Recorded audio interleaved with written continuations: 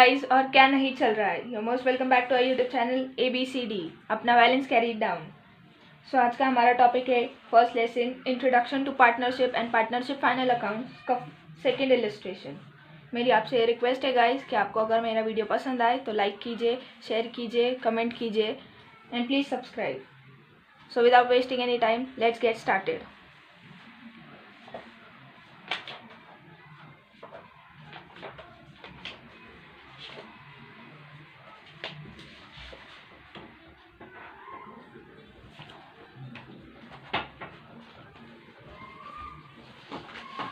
So, from the following trial balance and adjustments given below, you are required to prepare trading and profit and loss account for the year ended 31st March 2019 and balance sheet as on that date in the books of Shilpa and Katrina. So, Shilpa and Katrina are two partners. So, हम लोगों को trial balance में के information से और adjustment के information से हम लोगों को trading and profit and loss account and balance sheet बनानी है फॉर द ईयर एंडेड 2019 31 मार्च 2019। सो मैं आपको बताती हूँ कि ट्रायल बैलेंस में जो भी लिखे हुए होते हैं इन्फॉर्मेशन, सो उसका एक ही इफेक्ट होता है एंड जो एडजस्टमेंट में होते हैं उसके 2 इफेक्ट्स होंगे। लाइक ये वाले adjustment, prepaid salary, create a provision for bad dates वाला, और ये एडजस्टमेंट के सारे 2 इफेक्ट्स होते हैं और ट्रायल बैलेंस का ओनली 1 इफेक्ट। सो चलिए शुरू करते हैं।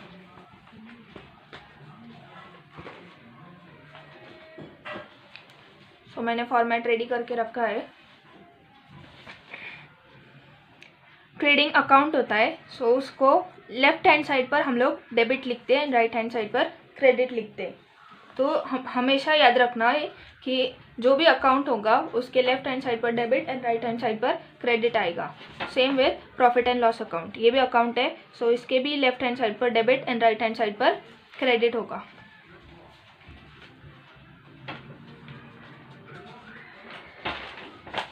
बैलेंस शीट अकाउंट नहीं होता है, बैलेंस शीट एक स्टेटमेंट होती है, सो उसका कोई डेबिट या क्रेडिट नहीं होता है। सो इसीलिए यहाँ पर कभी भी डेबिट या क्रेडिट गलती से भी मत लिखना, सो आपके मार्क्स कट जाएंगे। So exam point of view से लिखना है, so never write debit and credit on balance sheet. और ये उल्टा होता है, लाइक यहाँ पर हमारा लेफ्ट हैंड साइड पर डेबिट होता है, राइट हैंड साइड पर क्रेडिट होता है, बट यहाँ पर डेबिट मतलब एसेट साइड होती है और क्रेडिट मतलब लायबिलिटी साइड होती है। सो ये उल्टा होता है, तो कभी भी गलती से मत लिखना, गलत हो जाएगा। तो चलिए शुरू करते हैं।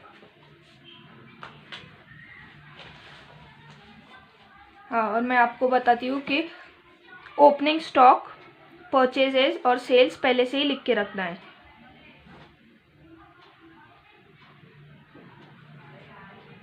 ओपनिंग स्टॉक, परचेजेस,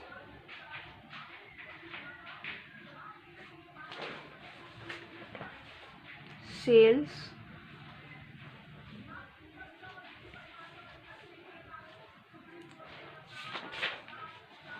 और पार्टनर्स कैपिटल।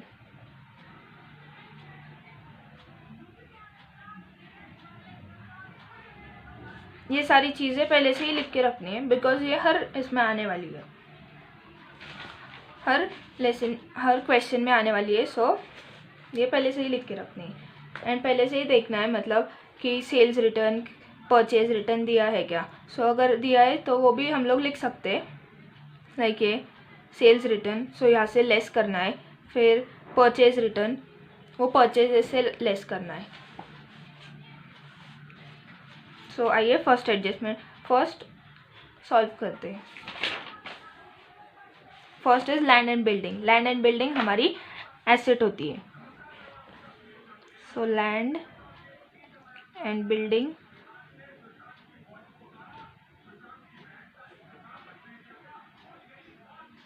$37,800 ये अमाउंट। सो इस पर हम लोगों को 5th नंबर की एडजस्टमेंट है। मैंने देखो एडजस्टमेंट के नंबर मार्क करके रखे हैं। हम लोगों को हमेशा याद रखना है कि एडजस्टमेंट के नंबर हमेशा मार्क करके रखने हैं, सो दैट सॉल्विंग में ईजी होता है। सो जैसे 5th नंबर की एडजस्टमेंट है, देखो, depreciate land and building at 5% and furniture at by 10%, और इसीलिए मार्क करके रखा है। फिर फर्नीचर पे भी मार्क करके रखा है बिकॉज है फर्नीचर। फिर सनरी डेटर्स, हाँ, बैड डेट्स वाली एडजस्टमेंट है। Create a provision for bad dates of ₹1000 and reserve for doubtful debts 3% on सनरी debtors. So सनरी debtors पे और सनरी डेटर्स की वजह से बैड डेट्स, RDD सारे इफेक्ट होंगे, क्योंकि उसमें भी RDD एंड बैड डेट्स दिया है। और ट्रायल बैलेंस का जो भी बैड डेट होता है वो ओल्ड बैड डेट होता है, और ट्रायल बैलेंस का RDD भी ओल्ड RDD होता है। और जो एडजस्टमेंट में दिया होता है, एडजस्टमेंट में बैड डेट्स या RDD stands for reserve for doubtful dates. So RDD जो एडजस्टमेंट में दी हुई होती है और बैड डेट्स भी, सो वो न्यू वाले होते और ट्रायल बैलेंस वाले ओल्ड होते। सो इसीलिए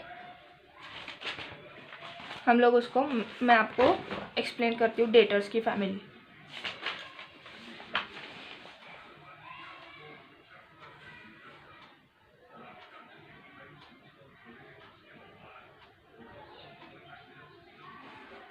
ओके, सो इसमें 4 मेंबर्स होते हैं। First is bad debts, old वाले बैड डेट्स।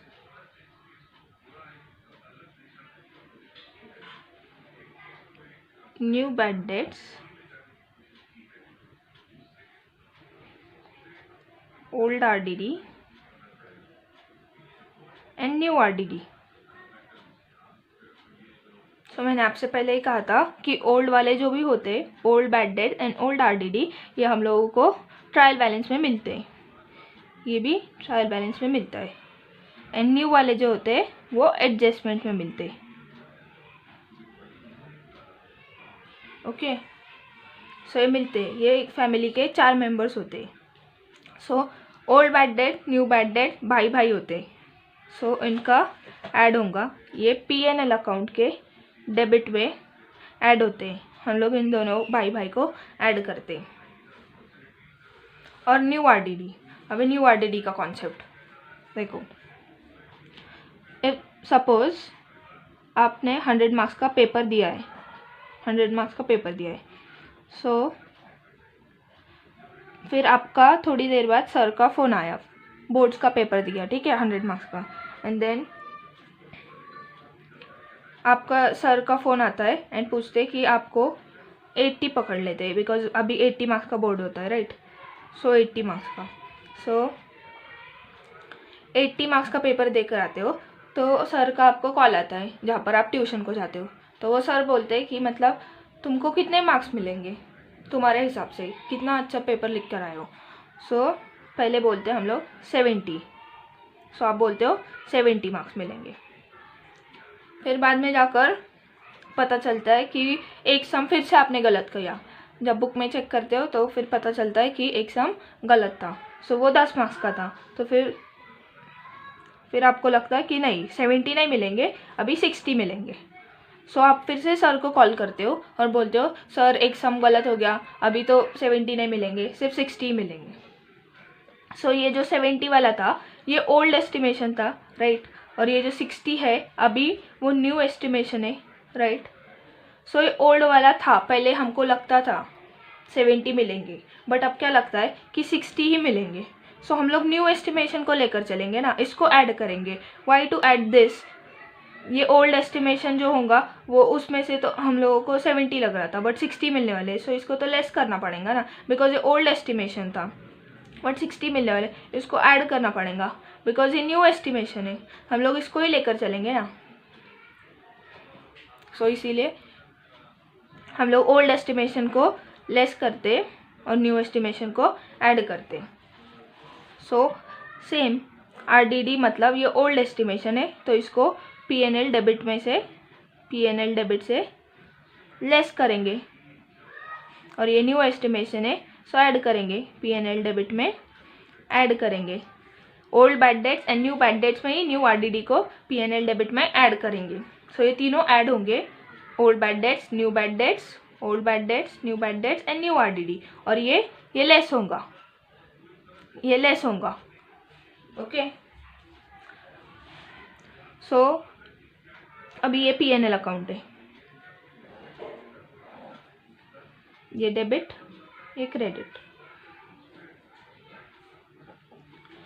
सो मैंने यहाँ पर दिया है old bad dates 500, new bad dates 200 and new RDD 300। Okay, इतना दिया है। सो इसको हम लोग ऐड करेंगे, ये तीनों को ऐड करेंगे, 1000 अमाउंट आएगा। सो फिर इसमें से ये ओल्ड एस्टिमेशन जो था हमारा ओल्ड RDD वाला, सो उसको लेस करेंगे, लेस ओल्ड RDD सपोज 200 है। सो आउटर कॉलम में हमारी अमाउंट आएगी 800। सो ये ओल्ड RDD की अमाउंट लेस थी, इसीलिए ये डेबिट साइड से लेस हो गया। बट सपोज ऐसा भी तो हो सकता है कि ओल्ड RDD की अमाउंट 1200 हो इंस्टेड ऑफ 1000। सो अगर इंस्टेड ऑफ 200 उसकी 1200 भी हो सकती है। सपोज ओल्ड RDD अभी 1200 है, सो अब ये पूरा उल्टा हो जाएगा और इसका मतलब भी सेम है। अगर हम लोगों ने यहाँ से लेस भी नहीं किया एंड यहाँ पर भी लिखा, मतलब अगर हमको P&L डेबिट से लेस नहीं करना है ओल्ड RDD को, सो हम लोग क्रेडिट में लिख सकते बाय ओल्ड RDD ₹200, सेम ही होगा उसका। बट अगर लेस करना हो तो लेस भी कर सकते हम लोग, बट बुक्स में ऐसा लेस किया दिखाया है, सो इसीलिए मैंने भी आपको लेस का बताया। अगर सपोज 1200 है ओल्ड RDD, मतलब इसका टोटल तो 1000 आ रहा और ये 1200 आ रहा। सो हम लोग यहाँ पर माइनस में आंसर नहीं लिख सकते। अगर हम लोग यहाँ पर 1200 लिखेंगे सो -200 आएगा आउटर कॉलम में, राइट, लेस करेंगे। तो इसीलिए फिर हम लोग माइनस में अमाउंट नहीं लिखते जब हम लोग अकाउंट सॉल्व करते। सो इसीलिए फिर हम लोग ऐसा लिखेंगे बाय ओल्ड RDD 1200, और इसमें से जो भी सारे अमाउंट है ये old bad debts, new bad debt and new RDD के, तो less old bad dates 500, less new bad dates 200 and less new RDD 300। सो हमारी टोटल आउटर कॉलम में कितनी आएंगी, 200 आएंगी, बिकॉज इन तीनों का टोटल होता है 1000। सो 1200 माइनस 1000 इज 200। सो हमारी आउटर कॉलम में टोटल आएंगी 200, समझे। सो इसीलिए अगर ओल्ड RDD की अमाउंट ज़्यादा आए तो हम लोग इसको क्रेडिट पर लिखते, वैसे भी लिख सकते बट हमारे बुक्स में ऐसा दिखाया है, सो हम लोग ऐसे ही करते एंड ये ज़्यादा अच्छा प्रेजेंटेशन होता है, बट अब सेम ही होता है उसका मतलब तो।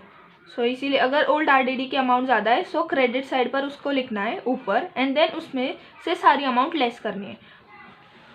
या फिर अगर ओल्ड RDD की अमाउंट लेस है लाइक 200, यहाँ पर मैंने ओल्ड RDD की अमाउंट सिर्फ 200 रखी है, सो फिर इसको ऐड करेंगे old bad debts, new bad dates और न्यू RDD को P&L डेबिट में ही ऐड करेंगे एंड देन ओल्ड RDD को उसमें से लेस करेंगे क्योंकि वो हमारा ओल्ड एस्टिमेशन है।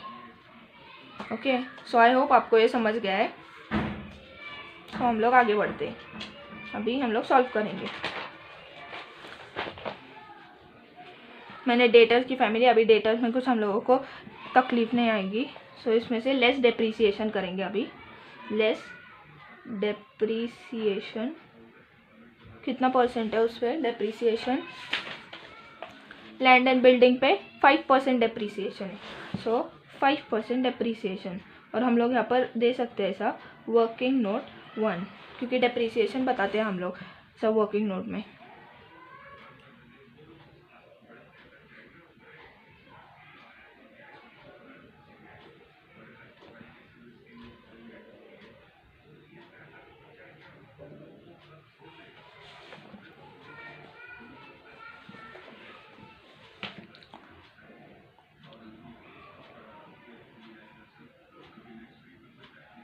Calculation of depreciation on land and building.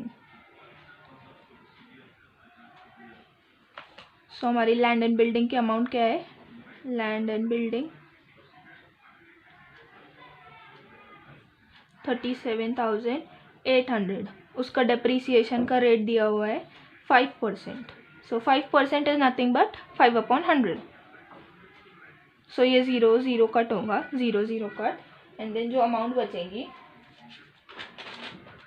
That is 1890. Okay, 1890. सो ये लेस करेंगे, डेप्रीसिएशन मतलब reduction in value. So reduction in value of asset को हम लोग लेस करेंगे. सो 1890 लेस करने के बाद हमारे पास जो अमाउंट बचेगा दैट विल बी 35,910. ओके, सो इतना अमाउंट हमारे पास बचेगा. सो डेप्रीसिएशन मैंने आपको पहले ही बताया था, ये डेप्रीसिएशन एडजस्टमेंट में आया है. सो एडजस्टमेंट के कितने इफेक्ट्स होते हैं, 2. सो राइट. सो इसका भी सेकेंड इफेक्ट होगा, वो होगा P&L डेबिट में. डेप्रीसिएशन एक तरह का हमारा लॉस ही है, सो इसीलिए वो P&L डेबिट में जाएगा टू डेप्रीसिएशन. और अगर एक से ज़्यादा डेप्रीसिएशन दिया हो, लाइक सपोज यहाँ पर अभी 2 दिए हैं, लैंड एंड बिल्डिंग का भी है एंड फर्नीचर का भी है. यहाँ पर depreciate land and building and furniture, तो 2 है. सो इसको हम लोग हेडिंग बनाकर लिखेंगे, टू डेप्रीसिएशन ऑन, फिर 1 land and building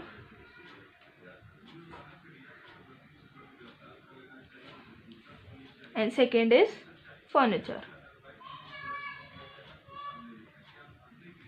so land and building पे कितना डेप्रीसिएशन लगा था हमारा, 1890. सो 1890. अभी फर्नीचर का बाकी है, हम लोग निकालेंगे उसका जब आएगा तब. फर्नीचर सेकेंड ही है फर्नीचर. सो फर्नीचर भी हमारी एसेट होती है. सो फर्नीचर की अमाउंट है 17,250 लेस डेप्रीसिएशन. उसका परसेंट है 10%, @10%. इसको भी दे सकते हैं वर्किंग नोट 2. ऐसा रेफरेंस देना ज़रूरी होता है, बिकॉज वो एग्जामिनर को जब चेक करने में तकलीफ नहीं जानी चाहिए. सो इसीलिए हम लोगों को उसको वर्किंग नोट का रेफरेंस देना होता है. अगर उसको डिफ़िकल्ट जाएगा सो वो हमारे मार्क्स कट करने में टाइम नहीं लगाएगा. सो इसीलिए डेप्रीसिएशन, अभी डेप्रीसिएशन निकालते हैं इसका. Second, calculation of depreciation on furniture.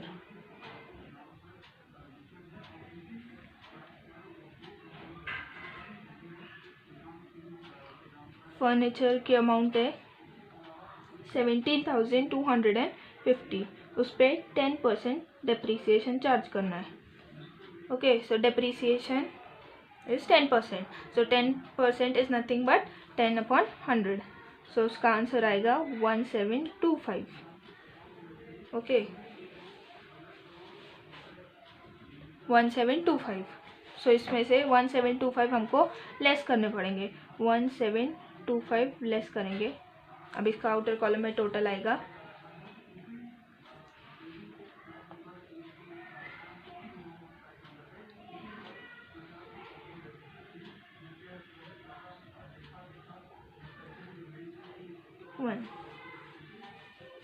15,525 इसका अमाउंट आएगा. सो इसका भी डेप्रीसिएशन का सेकेंड इफेक्ट होगा क्योंकि एडजस्टमेंट में. सो फर्नीचर हम लोगों ने पहले ही लिखा है, सो इसकी अमाउंट लिखेंगे अभी 1725. बस अभी इसको ऐड करके आउटर कॉलम में 5, 9 and 2 is 11, 16, 3, 3615 इसका अमाउंट आएगा. हो गया, ये हो गया अभी फर्नीचर. अभी सन्ड्री डेटर्स हमारे एसेट होती है अगेन, क्योंकि डेटर से हमको पैसे आने बाकी होते हैं. सो डेटर्स हमारी क्या हो गई, एसेट. तो सन्ड्री डेटर्स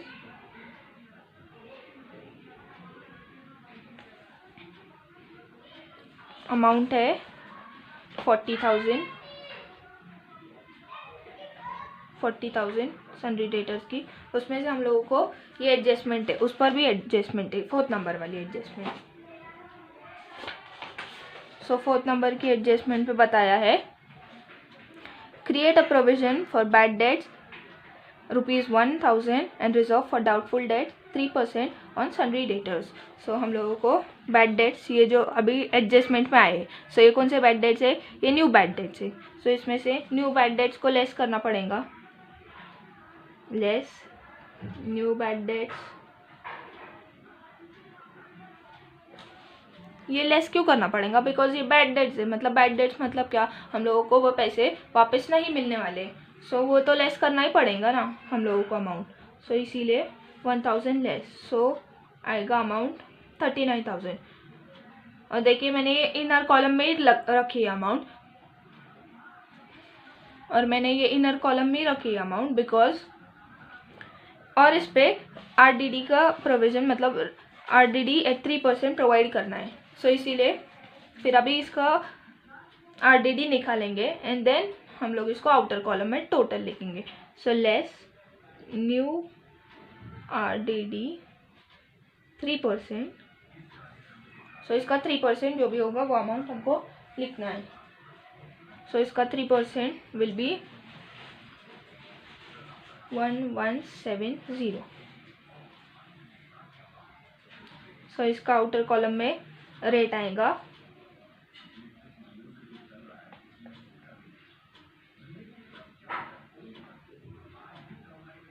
37,830।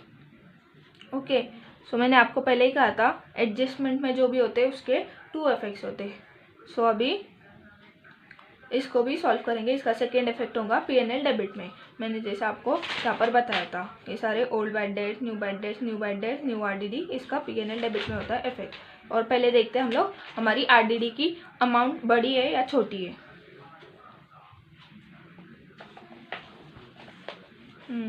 सो हमारी RDD की अमाउंट है 1,000। हाँ, सो हमारा नहीं, RDD की अमाउंट लेस है than new bad debts and new RDD। तो हम लोग पहले यहाँ पर बनाएंगे, पहले ओल्ड बैड डेट्स लिखना होता है। 2 old bad debts, old bad debts की अमाउंट है 4,000, नहीं sorry 400 add new bad debts. New bad debts की अमाउंट क्या है, न्यू बैड डेट्स हमारे 1,000 के। So add new bad debts 1,000 add new RDD,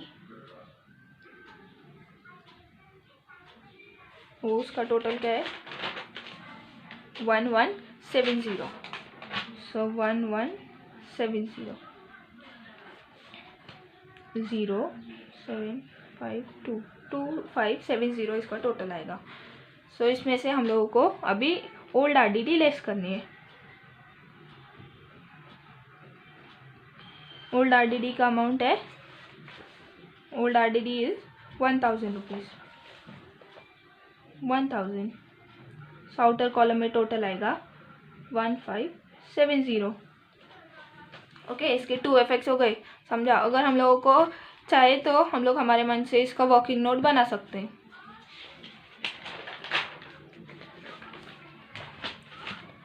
तो बैड डेट्स RDD ये सारे सॉल्व हो गए। स्टॉक, मैंने आपको पहले ही कहा था ओपनिंग स्टॉक वगैरह पहले से ही लिख के रखना है। सो ओपनिंग स्टॉक ये 1 अप्रैल, हमारा फाइनेंशियल ईयर स्टार्ट होता है 1 अप्रैल और एंड होता है 31 मार्च को। सो इसीलिए ये 1 अप्रैल की डेट है। सो मतलब ये ओपनिंग स्टॉक होगा। So opening stock is valued at 65,000।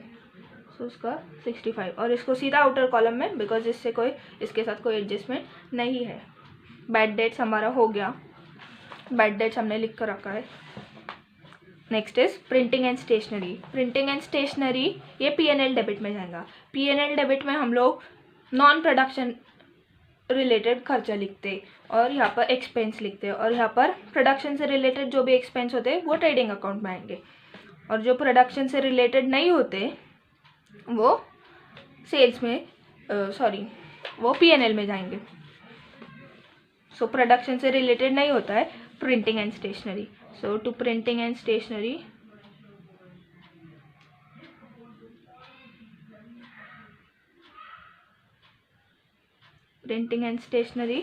कितना अमाउंट है 4000। ये भी सीधा आउटर कॉलम में बिकॉज इसके साथ कोई एडजस्टमेंट नहीं है। Next is wages. वेजेस पर 2 नंबर की एडजस्टमेंट है, सेकेंड नंबर की। सो आउटस्टैंडिंग एक्सपेंसेस। हाँ, सो वेजेस कहाँ पर आएंगे, ये फैक्ट्री से रिलेटेड होता है। ओके, सो फैक्ट्री में ही वेजेस मिलते हैं, प्रोडक्शन रिलेटेड। सो उसका वो डायरेक्टली रिलेटेड टू प्रोडक्शन का खर्चा होता है। सो इसीलिए हम लोग वेजेस को यहाँ पर लिखते हैं। बट रिमेंबर यहाँ पर परचेज के लिए परचेज लिखा है तो परचेज रिटर्न भी है। सो इसीलिए हम लोग यहाँ पर स्पेस छोड़ेंगे एंड देन वेजेस लिखेंगे। सो टू वेजेस कितना है वेजेस का अमाउंट 3000। इसको इनर कॉलम में लिखेंगे बिकॉज इसके साथ एडजस्टमेंट है। सो आउटस्टैंडिंग एक्सपेंस, अभी हम लोग कभी भी आउटस्टैंडिंग एक्सपेंस जो भी होता है, आउटस्टैंडिंग वाली जो भी चीज़ होती है उसको हम लोग ऐड करते हैं बिकॉज वो हम लोगों को पे करनी बाकी होती है। आउटस्टैंडिंग मतलब वो पे करनी देना बाकी है। सो आउटस्टैंडिंग वेजेस, अभी हम लोगों ने 3000 ही भरे, बट ये पूरे साल के नहीं है, पूरे साल में और 800 अगर लिखेंगे, ये 800 बाकी है हम लोगों को। सो फाइनेंशियल ईयर में हम लोग पूरा 1 साल का खर्चा लिखते हैं। जब भी हम लोग trading account, profit and loss account या फिर बैलेंस शीट बनाते हैं तो पूरा 1 साल का खर्चा, तो trading account and profit and loss account में पूरा 1 साल का खर्चा आएगा या फिर इनकम भी आएगी। सो इसीलिए हम लोगों को पूरा 1 साल का लिखना पड़ता है। तो ये आउटस्टैंडिंग, ये पे किए हो या पे करना बाकी हो, फिर भी हम लोगों को इसकी अमाउंट लिखनी ही पड़ेगी। सो ये देना बाकी है, सो फिर भी हम लोग लिखेंगे। सो आउटर कॉलम में इसका अमाउंट आएगा। और आउटस्टैंडिंग एक्सपेंस, अभी वेजेस हमारी एक्सपेंस होती है, राइट। ये एक्सपेंडिचर वाली साइड होती है और ये इनकम वाली साइड होती है। Credit side is income side और डेबिट साइड इज एक्सपेंडिचर वाली साइड।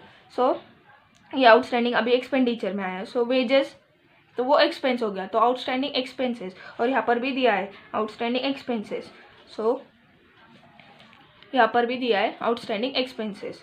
ओके, सो आउटस्टैंडिंग एक्सपेंस हमारी कभी भी लायबिलिटी होती है और आउटस्टैंडिंग इनकम हमारी एसेट होती है। सो इसका सेकेंड इफेक्ट होगा आउटस्टैंडिंग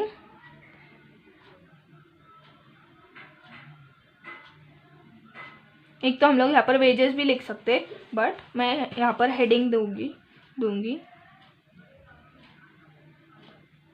आउटस्टैंडिंग एक्सपेंसेस, वो ज़्यादा अच्छा प्रेजेंटेशन होता है इसीलिए। तो first royalties and wages, so a royalties,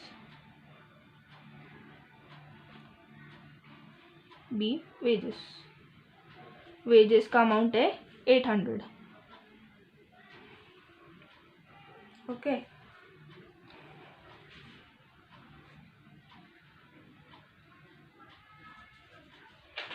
सो इसका 2 इफेक्ट हो गए। अभी salaries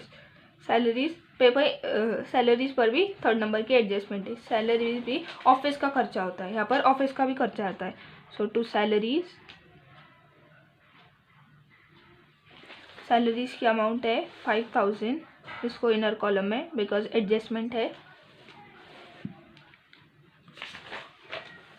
salaries paid in advance, अभी ये एडवांस में पे करी गई है। सो पेड इन एडवांस मतलब ही prepaid. So to the staff 2000। So 2000 मतलब हम लोगों के पास अगर बिजनेस ने ज़्यादा प्रॉफिट कमा लिया है समझो, सो हम लोगों ने पे कर दी सैलरी 2000 एक्स्ट्रा एडवांस में पे कर दी, बोनस दे दिया। सो इसीलिए उसको प्रीपेड सैलरी बोलते, बोनस नहीं बट ऐसा प्रीपेड दे दिया, पहले ही पे किया, बाद में पे करना था बट पहले ही पे किया। सो हम लोग यहाँ पर से प्रीपेड लेस करेंगे बिकॉज हम लोगों को इसी साल का खर्चा लिखना होता है। ये प्रीपेड, ये 5000 की सैलरी पूरे ईयर की है। ओके, और वो जो 2000 थी वो प्रीपेड थी, तो वो नेक्स्ट ईयर की भी हम लोगों ने अभी पे करके रखी है। सो वो हम लोगों को इस साल में नहीं लिखना है, इसीलिए प्रीपेड लेस होंगी। सो 2000 लेस, सो आउटर कॉलम में अमाउंट आएगा 3000। और ये जैसे एडजस्टमेंट में दिया है प्रीपेड, सो इसका भी सेकेंड सो इसका सेकेंड इफेक्ट होगा एसेट में। प्रीपेड सैलरी हमारी एसेट होती है क्योंकि हमको उसकी सर्विस आनी बाकी है। सो प्रीपेड सैलरी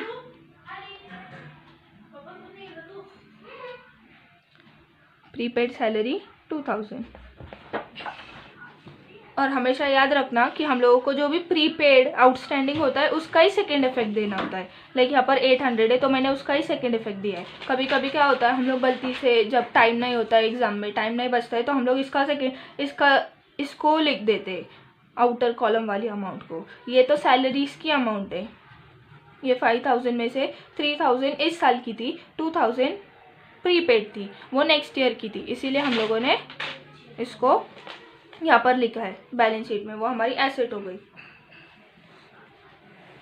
सो 2000 ही लिखना है। ओके, कंफ्यूज मत होना इसमें। सो प्रीपेड का भी हो गया, अभी सैलरीज भी complete. Now carriage inward. Carriage inward मतलब भी हम लोगों को प्रोडक्शन में जब हम लोग सामान वगैरह लाते हैं प्रोडक्शन रिलेटेड, सो उसको लाने के लिए जो गाड़ी का भाड़ा हम लोगों को भरना पड़ता है उसको कैरेज इनवर्ड बोलते हैं। सो वो भी हमारी production related, directly related to production है। सो इसीलिए वो ट्रेडिंग अकाउंट में आएगा। So to carriage inward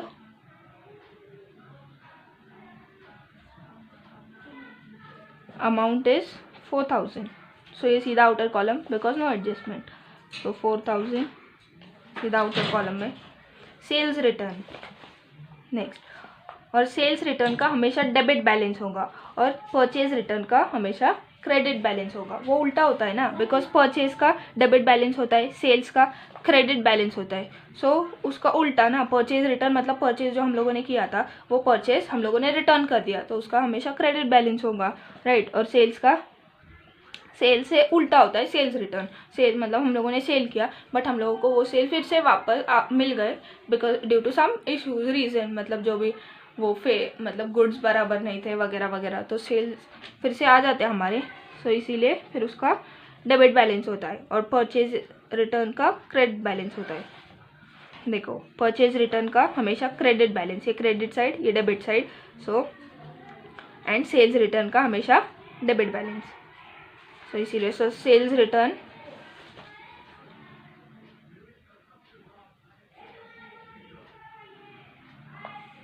sales return 2000।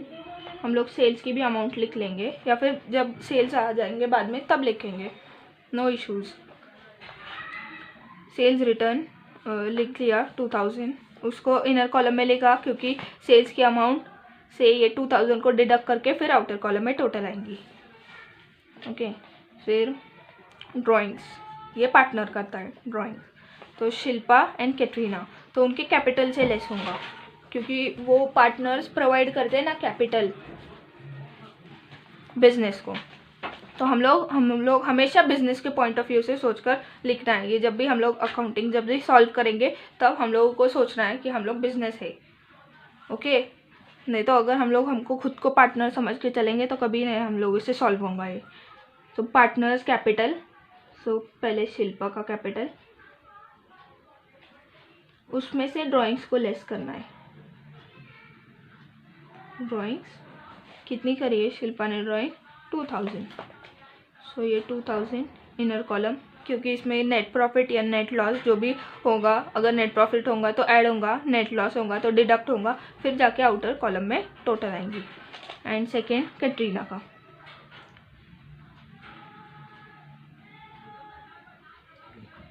Katrina का भी कैपिटल का अमाउंट आएगा लेस ड्राइंग्स उसने कितनी, शिल्पा ने 2000 एंड कैटरीना ने 3000। सो लेस 3000, इनको कैपिटल के अमाउंट से ये लेस करना है। ओके, अभी डिस्काउंट का हम लोगों को बैलेंस देखना है। डिस्काउंट का डेबिट बैलेंस है। ओके, सो डिस्काउंट का डेबिट बैलेंस मतलब हम लोगों ने डिस्काउंट पे किया है, डिस्काउंट पेड या डिस्काउंट अलाउड। सो इसीलिए उसको हम लोग फिर डेबिट साइड पर लिखेंगे, P&L डेबिट पर। टू डिस्काउंट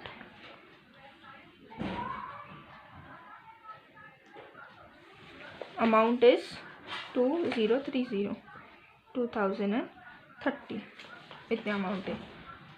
फिर advance is given to Shahrukh, advance is given to Shahrukh, हम लोगों ने शाहरुख को एडवांस दे रखी है, सो वो हमारी क्या होंगी, एसेट। जैसे प्रीपेड, कुछ भी चीज़ प्रीपेड होती है वो हमारी एसेट होती है, तो वैसे ही ये advances given to Shahrukh,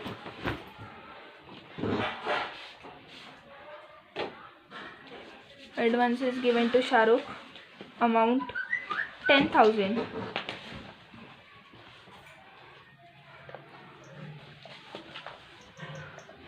cash in hand, cash at bank, यह भी हमारी एसेट होती है। कैश इन हैंड ये हमारे पैसे होते हैं ना, कैश इन हैंड जो हमारे पास लास्ट में बचते हैं, so cash in hand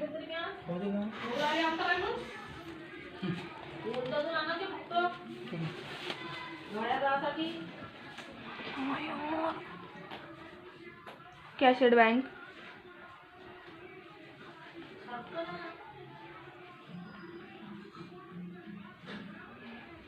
interest, interest का भी डेबिट बैलेंस है, सो इंटरेस्ट अलाउड मतलब P&L डेबिट।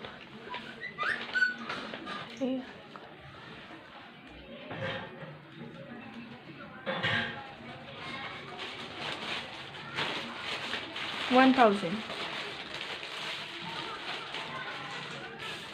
कमीशन, इसका भी डेबिट बैलेंस है, मतलब कमीशन अलाउड टू कमीशन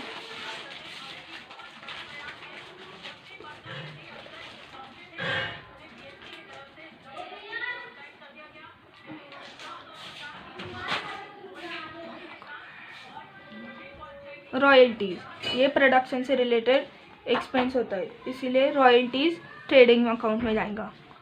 तो रॉयल्टीज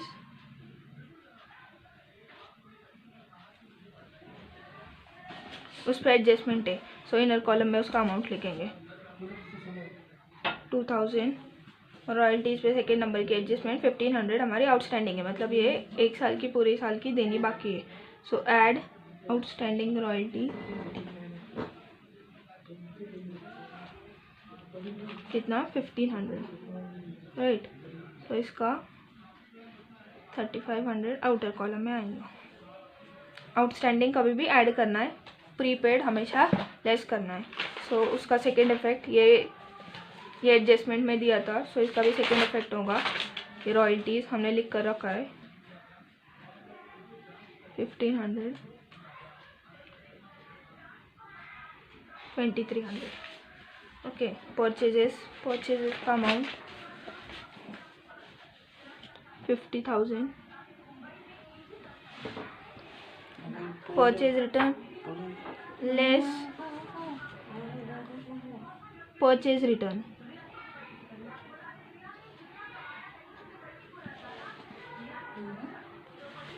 उसका अमाउंट है 1480।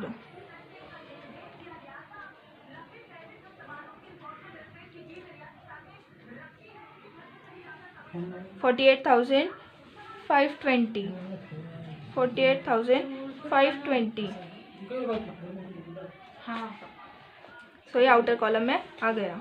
ये अभी हमारी पूरी डेबिट साइड सॉल्व हो गई। अभी क्रेडिट साइड पर, अभी कैपिटल लायबिलिटी होती है, इसीलिए वो क्रेडिट साइड पे आएगा 45,000। और कैटरीना का भी कैपिटल इज 45,000। सो हम लोगों को इसमें से अभी ड्राइंग्स लेस करनी थी, लेस करेंगे अभी।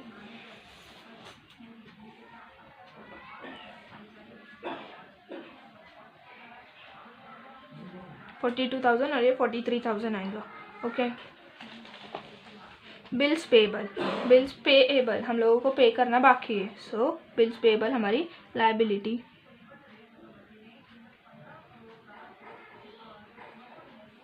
लायबिलिटी 17,500। और लायबिलिटी का मैंने पहले ही बोला था, क्रेडिट बैलेंस होता है और एसेट्स का डेबिट बैलेंस होता है। Now next is bank overdraft, वो भी लायबिलिटी।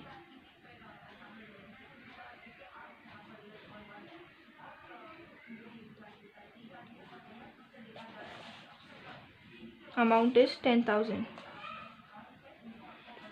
बैंक ओवरड्राफ्ट मतलब अगर हम लोग बैंक के अगर रेगुलर कस्टमर हो तो हमारे बैंक में सपोज 150 रुपीज़ बाकी है, अभी बैलेंस है 150 रुपीज़ बैंक में, और हम लोगों ने रिचार्ज किया मोबाइल का 200 का, और हम लोग बैंक का जो भी इंटरेस्ट वगैरह जो भी होता है मतलब जब पे करना होता है तब हम लोग पे करते हैं।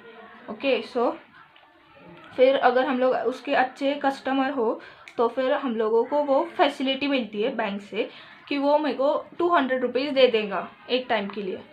ओके, बट मेरे पास कितना बैलेंस था, 150 ही था, बट मेरे को 200 भी मिल सकते हैं बिकॉज वो मैं उसकी रेगुलर कस्टमर हूँ।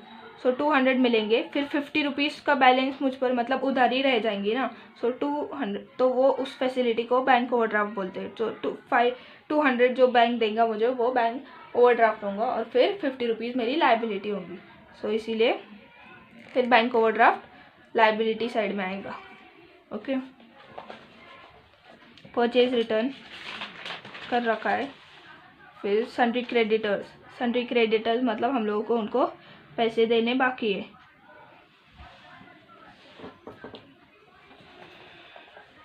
सो उनका अमाउंट है 22,000। See the outer column because no adjustment. Bank से लोन मिला है, सो वो भी हमारी लायबिलिटी, क्योंकि हमको वो पे करनी पड़ेंगी ना विथ इंटरेस्ट रिसीव। अभी इसका क्रेडिट बैलेंस है, इंटरेस्ट रिसीव तो रिसीव किया कुछ भी, सो हमारी इनकम हो गई। सो बाय इंटरेस्ट रिसीव। यहाँ पर ग्रॉस प्रॉफिट के लिए जगह छोड़नी होती है, सो इसीलिए ऊपर नहीं लिखना है, नीचे लिखना है by interest received. Amount is 1500। See the outer column, no adjustment. RDD हो गया सेल्स की अमाउंट 1,20,000। 1,20,000। सो उसमें से 2,000 लेस करना है, सो अमाउंट आएगी 1,18,000। ओके, सो अब चेक करते हैं हमारे हो गया क्या। हमारा ट्रायल बैलेंस तो ख़त्म हो गया, अब आते हैं एडजस्टमेंट्स पे। तो एडजस्टमेंट का फर्स्ट देखो, मैंने इसको फर्स्ट वाले को मतलब जो क्लोजिंग स्टॉक होता है, स्टॉक इन हैंड मतलब ये क्लोजिंग स्टॉक जो हमारे पास at the end of the year बचता है।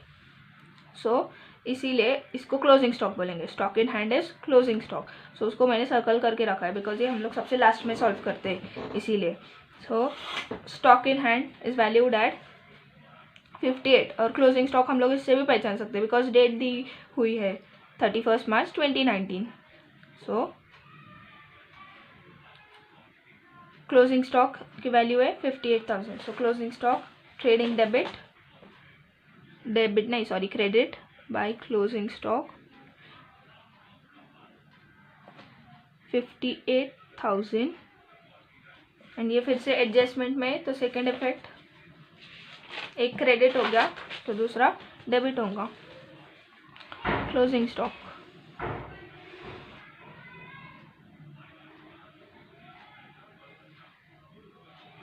58,000। ओके,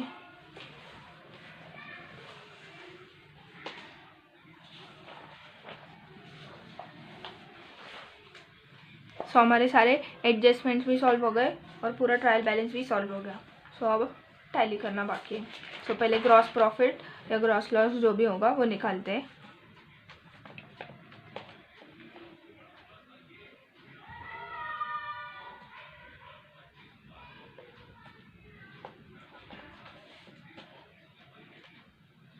यहाँ पर थोड़ी स्पेस या फिर यहाँ पर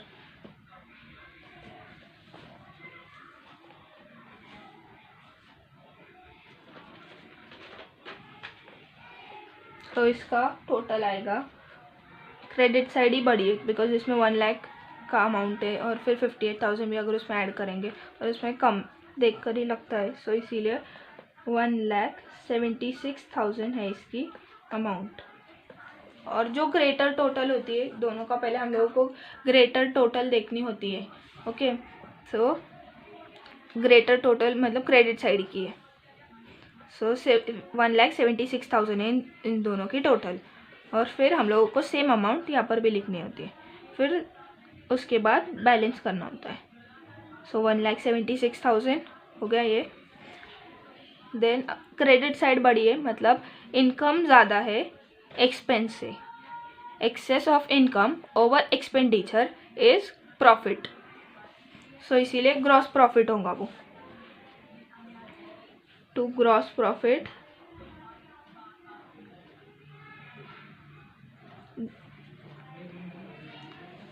फिर ग्रॉस प्रॉफिट को मतलब इन सब अमाउंट्स को लेस करना है इस अमाउंट से। 1,76,000 को ये सारी अमाउंट्स को लेस करना होता है। सो ये सारी अमाउंट की टोटल है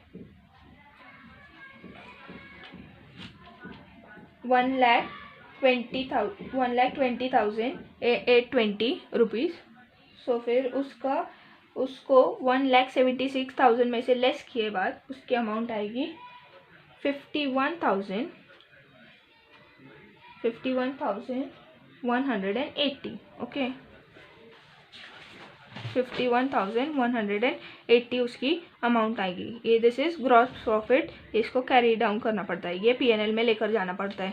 ओके, सो इसीलिए ग्रॉस प्रॉफिट हमारा कितना है 51,180। So by gross profit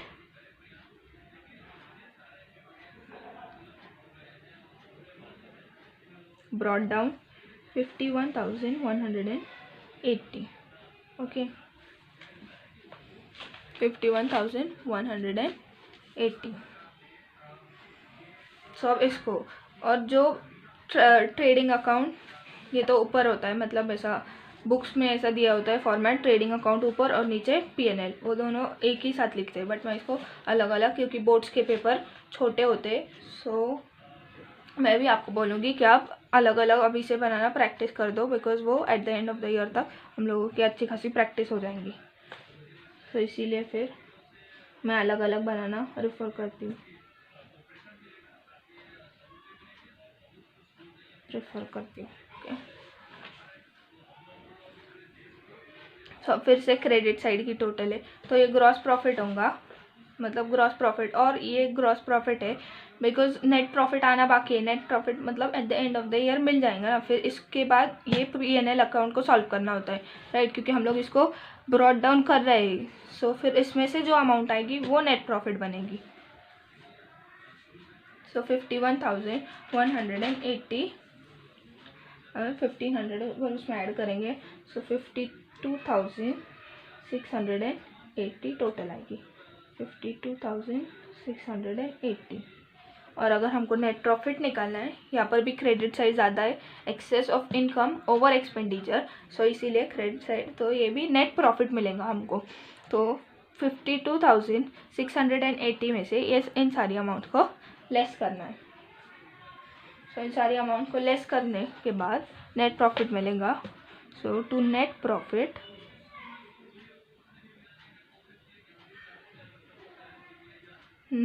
will be 35,465। ये है हमारी नेट प्रॉफिट। सो इसको नेट प्रॉफिट को पार्टनर्स में बांटनी होती है। सो फिर दोनों भी पार्टनर्स के नाम आएंगे, तो शिल्पा, बीस कटरीना, और इनका रेशियो दिया है क्या?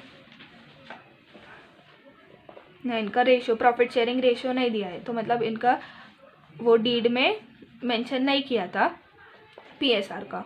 सो अगर पीएसआर का मतलब प्रॉफिट शेयरिंग रेशियो अगर मेंशन ना किया हो क्वेश्चन में भी, सो हम लोगों को ये समझना है बाय डिफ़ॉल्ट वो इक्वल 1:1 रेशियो होगा उसका, मतलब ही हाफ हाफ, दोनों पार्टनर्स को हाफ हाफ शेयर करना पड़ेगा पार्ट उसको। तो हम लोग इसका नेट प्रॉफिट निकालेंगे, इसको हाफ इक्वली शेयर करेंगे। तो इसका वर्किंग नोट दे देंगे, working note 3।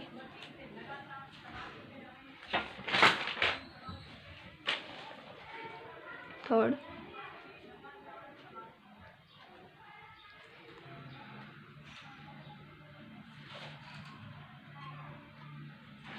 Calculation of net divisible profit.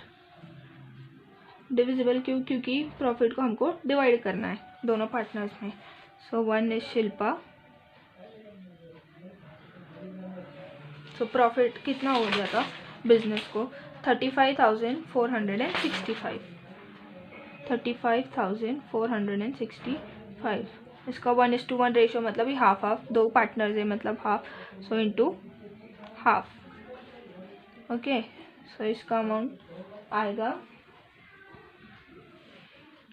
17732.5 ऐसा आएगा। सो अप्रॉक्सीमेटली 17732।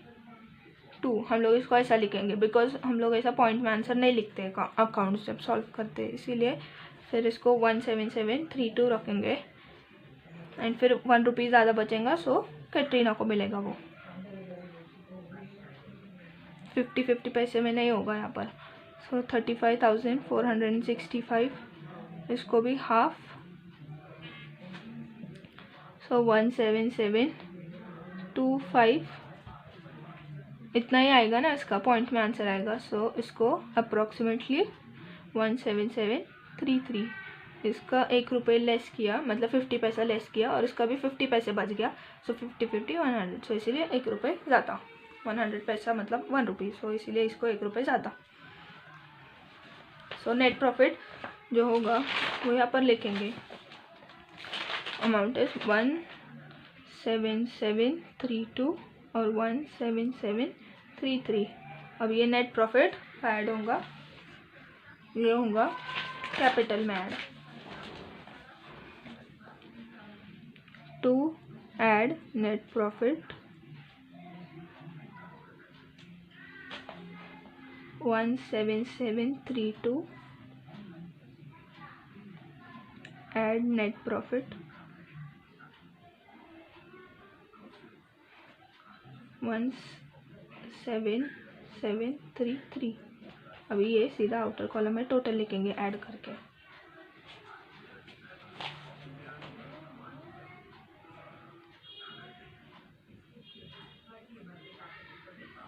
इसका टोटल और इसका टोटल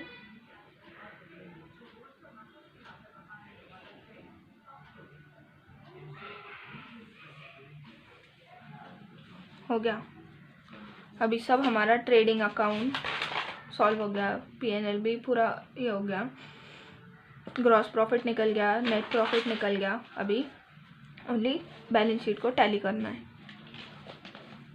अगर बैलेंस शीट का इक्वल अमाउंट आ गया दोनों साइड का, debit and credit, credit and debit, so मतलब हमारा सम इज राइट। सो इसकी टोटल आएगी क्रेडिट साइड की 1,87,265 एंड डेबिट साइड की भी सेम टोटल आएगी 1,87,265। सो मतलब हमारा सम राइट है।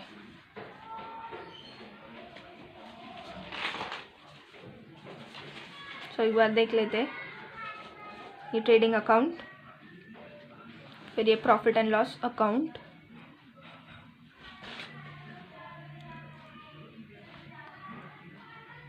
और ये balance sheet.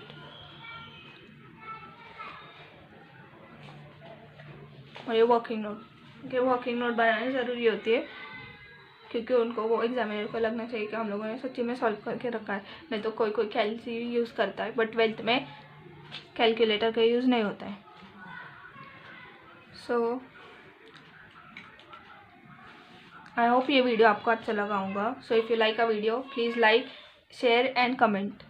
So see you guys with next illustration.